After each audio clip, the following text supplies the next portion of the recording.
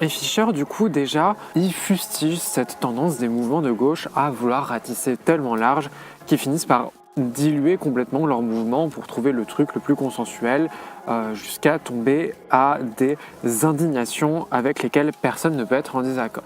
Ça réunit des gens, mais on ne change pas grand-chose. Mais Fisher, surtout, il souligne que dans le modèle populiste de gauche, les masses ne peuvent apparaître que comme des dupes, trompées par les mensonges de l'élite, mais disposées au changement pour peu qu'on leur révèle la vérité. Ah, si seulement tout le monde regardait le YouTube de gauche comme moi. Mais le truc, c'est que, bien entendu, la réalité est que les masses ne se font pas beaucoup d'illusions sur l'élite dirigeante. Il n'y a pas besoin de leur montrer ça. Ce qu'il faut, ce n'est pas un surplus de preuves empiriques des malversations de la classe dominante, mais bien la conviction, chez les subordonnés, que ce qu'ils disent ou pensent a du poids, que ce sont eux les seuls agents effectifs du changement. Hop.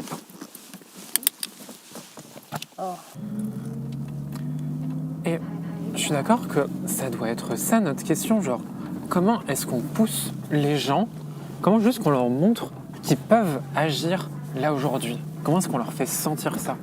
Et les réponses, elles sont sous notre nez. Le problème, c'est que tous les trucs du genre le féminisme, l'antiracisme, l'anticolonialisme, l'antivalidisme, l'antipsy, même au fond le marxisme, tout le monde commence à voir ça comme des putains de distractions. Enfin genre des sujets un peu cool mais un peu trop abstraits, qui complexifient un peu trop les trucs. Et plus comme ce qu'ils sont de base, des outils, des excellents outils pour agir. Des outils qui ont été faits pour agir. Genre, je sais pas, prends le pire exemple, l'exemple le plus woke, l'abolition de la famille. L'abolition de la famille, pendant trop longtemps, j'ai cru que c'était juste une lubie gauchiste un peu abstraite, alors qu'en fait, ça dit quoi? Ça dit que la famille, c'est un lieu de violence, où tu apprends ta place, où tu apprends à respecter ta place sur la hiérarchie de classe, sur la hiérarchie raciale, où tu apprends à fermer ta gueule devant l'autorité adulte, masculine, où tu apprends à être cis, hétéro.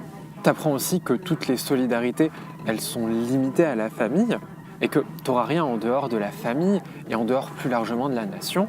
Et de la même façon, tu apprends à aimer ta nation comme tu aimes ta famille. Que des très belles choses.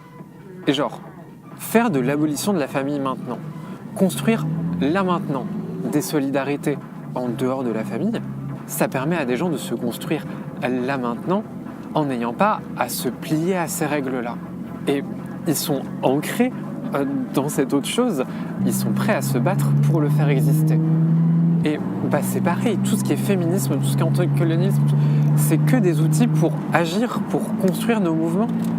Même le marxisme, genre le vrai marxisme un peu vénère.